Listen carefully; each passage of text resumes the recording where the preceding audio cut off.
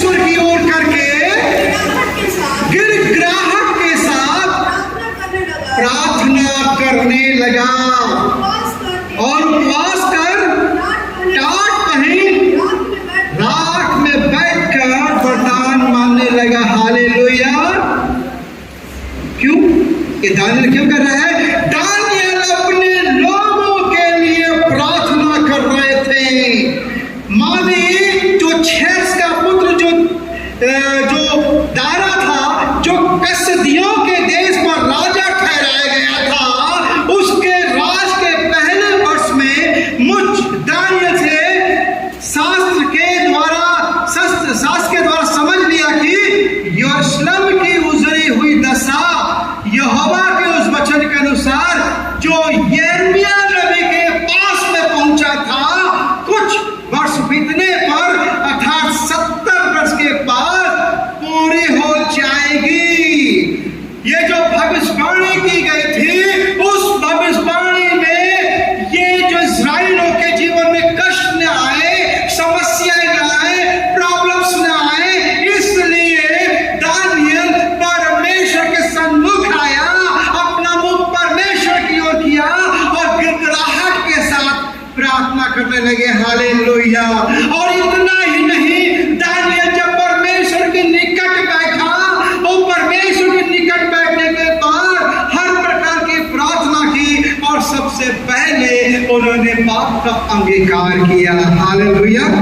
और कहने लगे, हे प्रभु, तू महान और भयंकर परमेश्वर है, जो अपने प्रेम रखने वाले और आज्ञा मानों के साथ अपनी वाचा को पूरी करता है और करुणा करता रहता है। हम लोगों ने तो पाप, कुटिलता, दुष्टता और बलवा किया है और तेरी आज्ञा और नियमों को तोड़ा है। हालेलुया। दानियल घुटने में आके परमेश्वर से अपना प्रार्थना निवेदन उपवास के साथ रखने लगा। प्रार्थना ऐसे होनी चाहिए। पहला शमूएल, फिर से हम निकाल लें पहला शमूएल की पुस्तक, हम निकाल लें 7:6।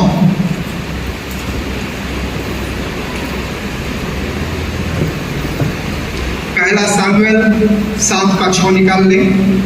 तब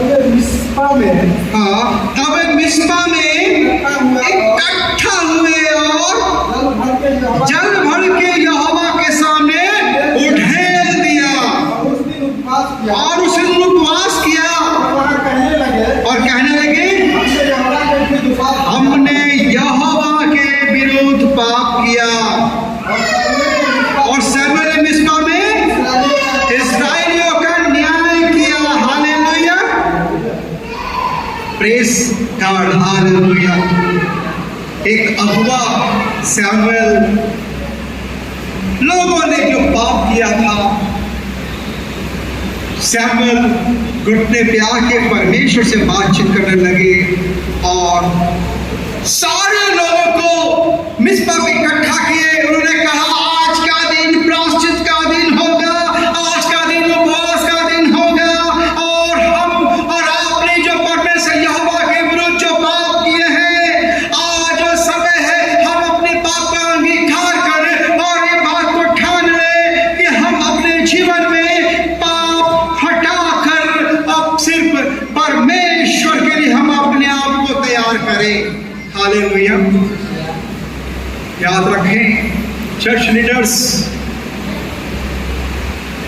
आपका जो झुंड है उनके साथ आप इकट्ठा होइए, उपवास कीजिए, प्रार्थना कीजिए। हालेलुया। सो आज हमने सीखा उपवास की भावना कैसी होनी चाहिए। वो दिखलाने के लिए नहीं होनी चाहिए, परमेश्वर के सम्मुख होनी चाहिए, आत्मशुद्धि के लिए होनी चाहिए, आत्मदीनता के लिए होनी चाहिए। कौन सा अवसर पर?